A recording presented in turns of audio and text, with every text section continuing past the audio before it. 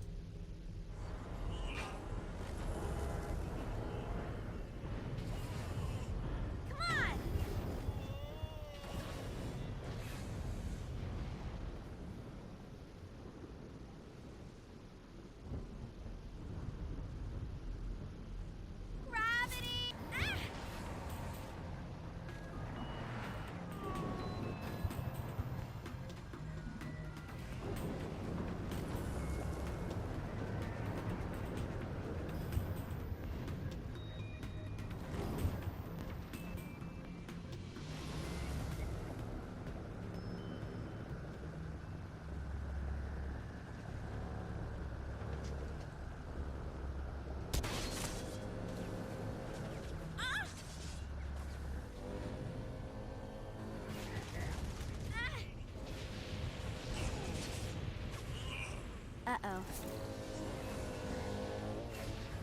Let's go!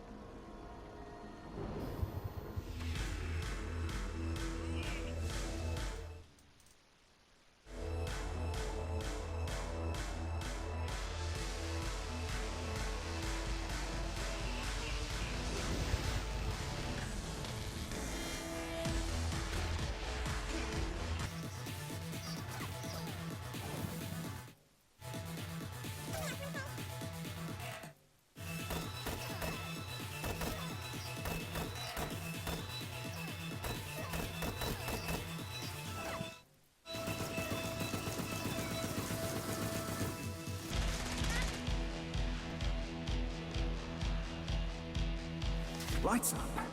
William Shakespeare, humanity's greatest playwright, and hell's most diabolical purveyor of entertainment, looks on as a brave mortal on an Orphean quest enters.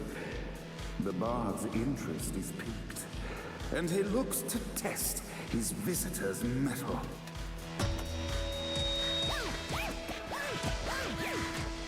The masked tragedies were used to enemies cowering as they approached. But soon they realized that they faced a foe with courage and nobility, traits uncommon in the fires of perdition.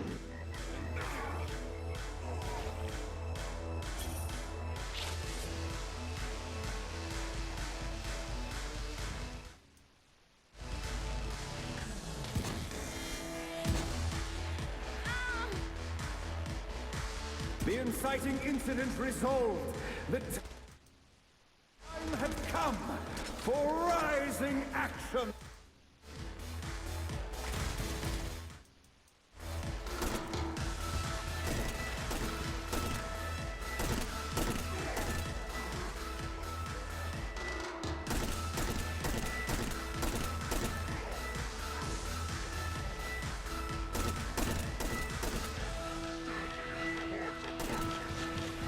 The battle raged on below, and as bullets and blood flew, the bard arched a curious eyebrow. Could this mortal be the exact thing that Shakespeare needed?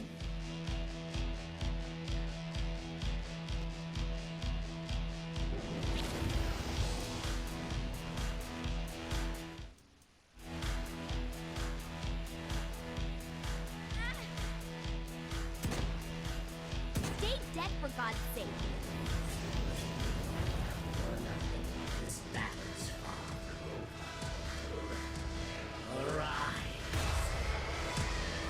And now,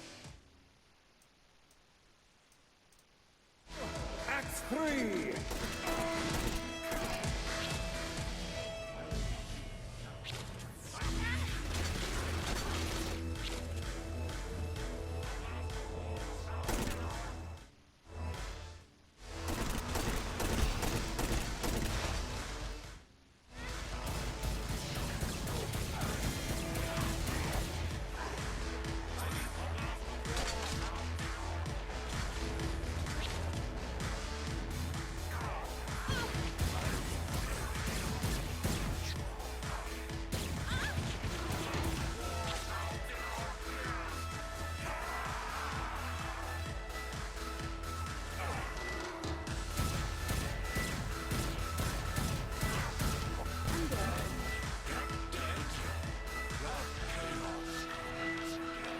The conflict resolved, Shakespeare eagerly awaited meeting the champion that dispatched so many of his men. Undoubtedly, they were here for the bard's aid, and while happy endings were not a thing found in hell, Shakespeare always had a soft spot for comedies. In the land of the living, William Shakespeare is regarded as one of the most prolific playwrights of all time. However, to the denizens of hell, the bard is seen in a far different light. After selling his soul for fame and adoration, Shakespeare served in hell as Satan's spy master general. In doing his duty, Shakespeare would punish the souls he was investigating by forcing them to perform in grotesque passion plays for Satan's amusement. But in a Twelfth Night-esque twist, Shakespeare found himself living a double life. While he projected an image of cruelty, his heart was as soft as Jezebel's. In secret, he would tutor her on the classics and act out the works of his mortal days. When Satan found out, he cast Shakespeare out of the palace, believing that the poet would be tormented by the populace of hell, far out of Jezebel's sight. But Satan had not counted on the bard's cunning. Embracing his persona of master torturer, Shakespeare and his followers, the tragedies, took root in the entertainment district, biding their time for revenge.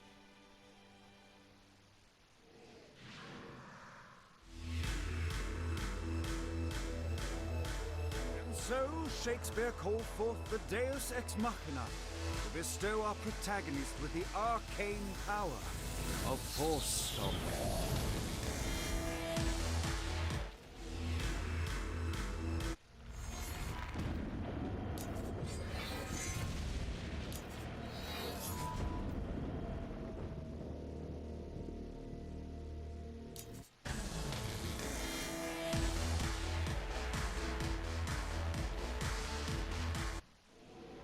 Lights up. The mortal stands in the training grounds, eager to try out his new Force Stomp power on the group of demons in front of them. Imps.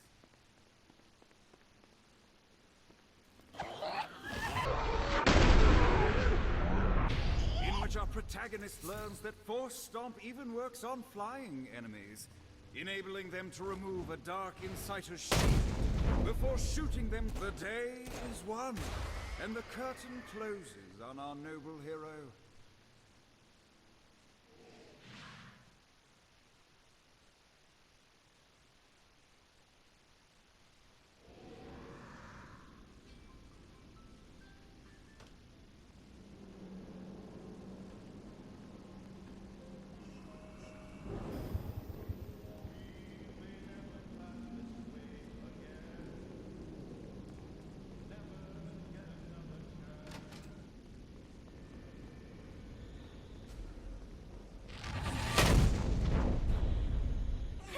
us all night.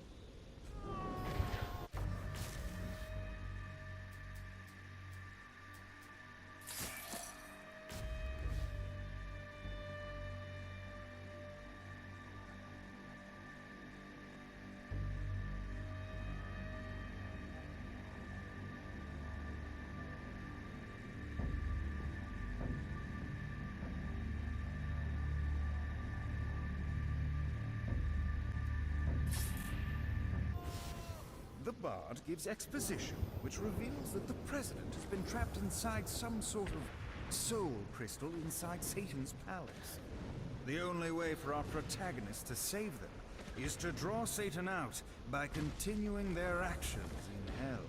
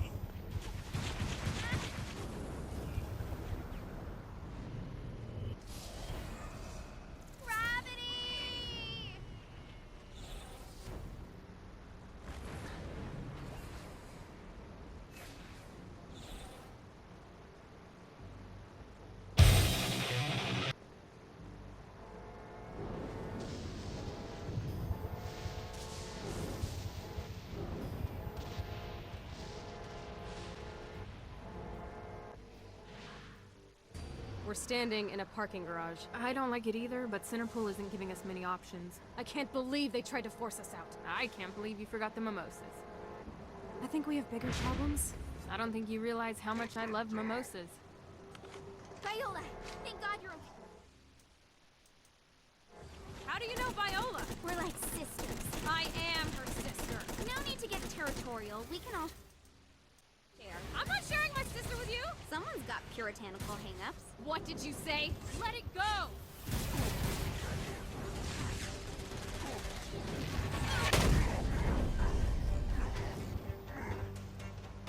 Who's tough now?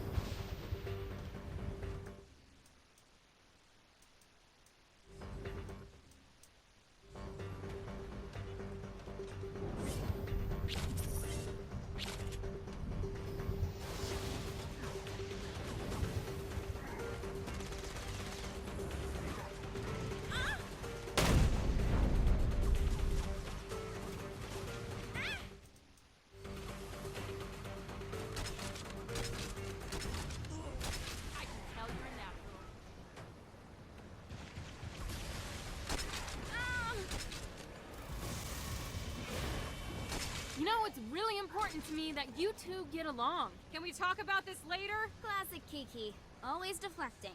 Classic Kiki? I've never met you. I know everything about you. She grows on you. I promise. Great.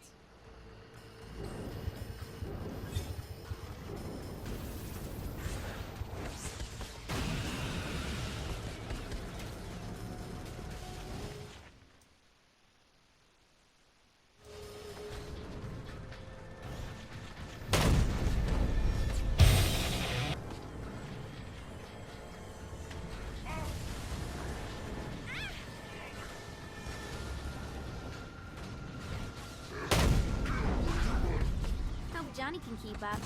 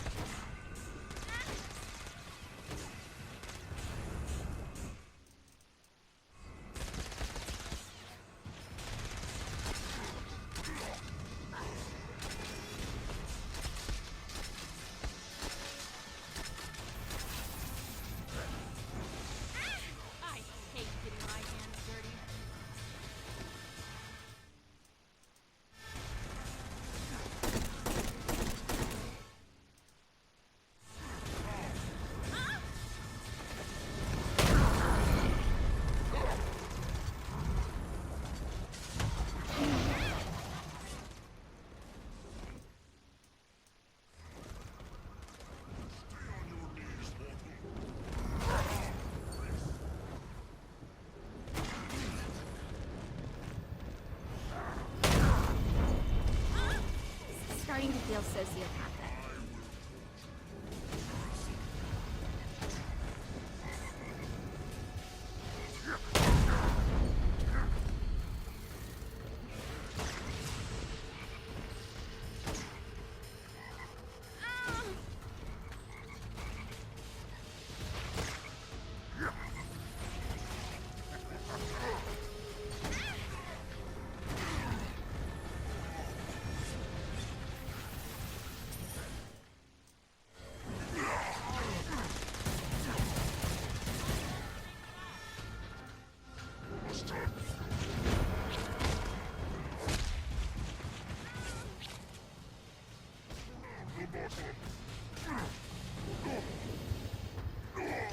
We should get you back to the altar building. Hooray!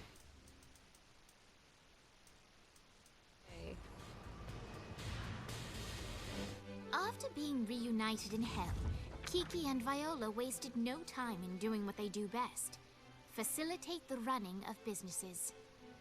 However, the De Winter sisters' success did not sit well with other would-be power players in Hell. The sisters' operations all came under attack at once, forcing them on the run. Soon, the twins found themselves on the receiving end of an offer they couldn't refuse. After all, it was better to own 1/5 of something than to be dead.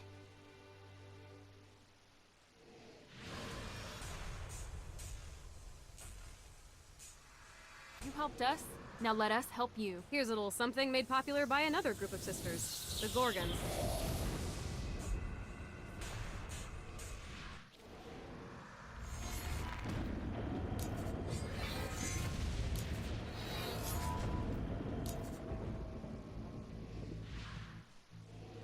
Alright, Dane's letting us use his Ultor training room to test out your Stone Blast power. So go ahead and blast these demons to turn them to stone. After they're petrified, you can use your pistol to shatter them. I'm so sick of these guys. Nice! Stone Blast is especially useful on flying demons like this one.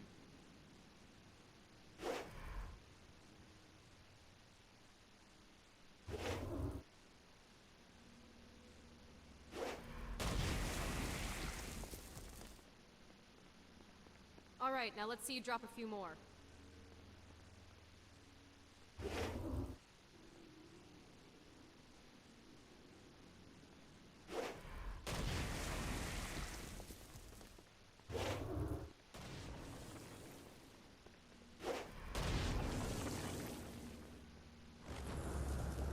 A blast will also take down the shield of a Dark Insider, leaving it vulnerable to gunfire.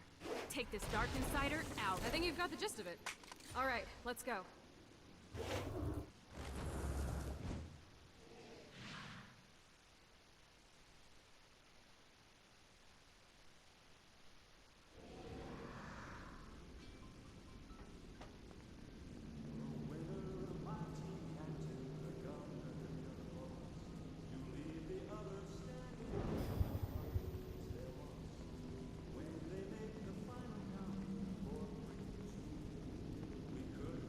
I like working with the De Winters.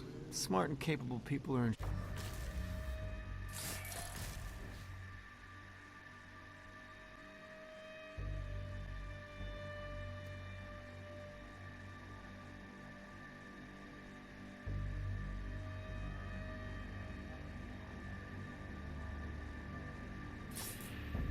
short supply down here.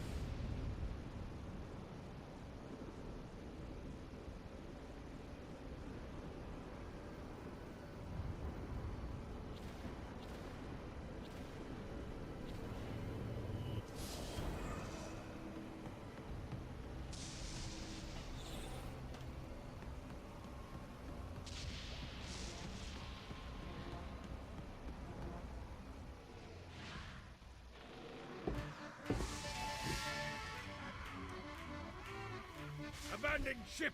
We've been boarded! Get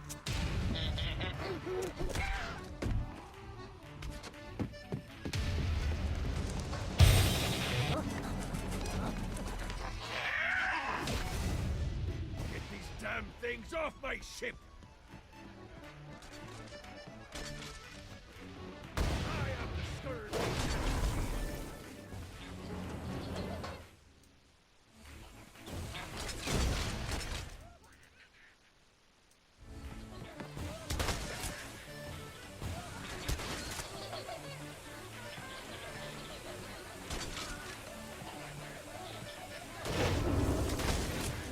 Oh, murder.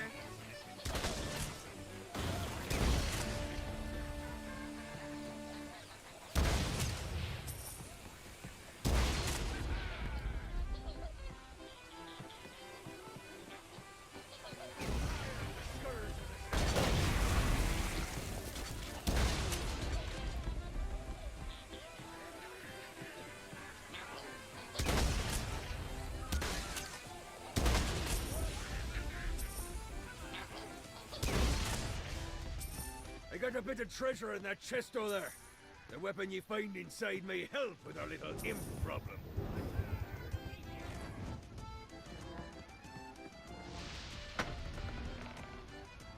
That is a freakishly large hammer.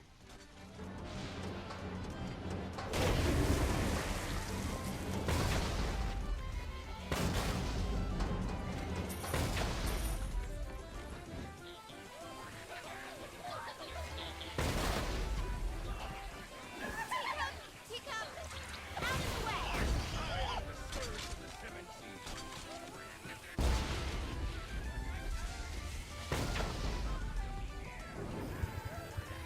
I summoned these imps to serve as my crew. I forgot what a handful they could be. Once aboard, they wouldn't listen to their captain. They ran amok in the bowels of the ship.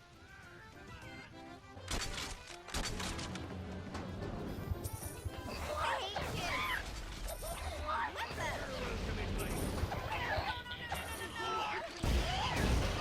Release! Good God, they're swarming me! Release! I hate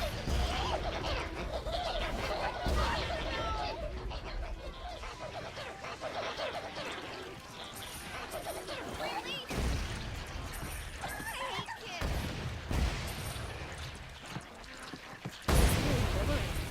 Just like the old days. Nice boat. This isn't a boat. It's the Queen Anne's revenge. Isn't that just a fancy name for a boat? Names are important, my dear. You can't build a legacy without a name.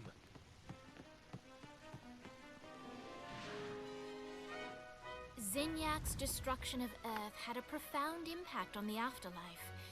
To heaven, it was a logistical nightmare. St. Peter's meticulous nature drove purgatory wait times to unbearable levels. Meanwhile, in hell, where souls in pain were used as currency, it created a new era of prosperity for the wickedly enterprising. This economic boon resulted in the coffers of hell to be overflowing, which in turn piqued the interest of the most notorious man that sailed the seven seas. Long had Blackbeard been a thorn in Satan's side, robbing tax collectors on a semi-regular basis. But the promise of an immeasurable fortune drove him to be even bolder. An arrangement was reached. Blackbeard would provide information on strategic targets in exchange for a share of the profit. Johnny, who was interested in murder, not money, happily agreed.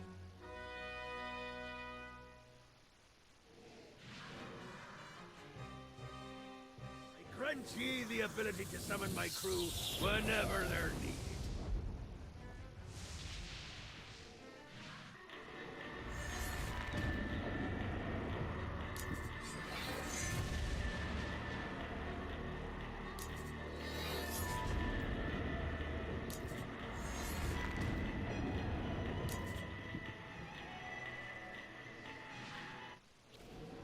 All right, matey.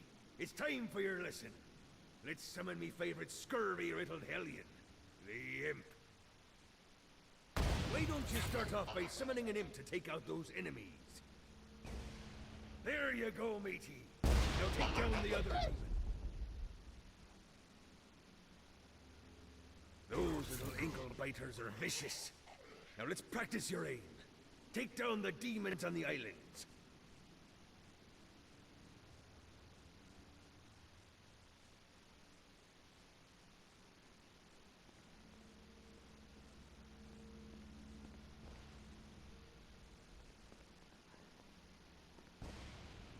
Few things are as rewarding as pressing someone into service, am I right? Now get going. There's a whole wide world waiting to be plundered.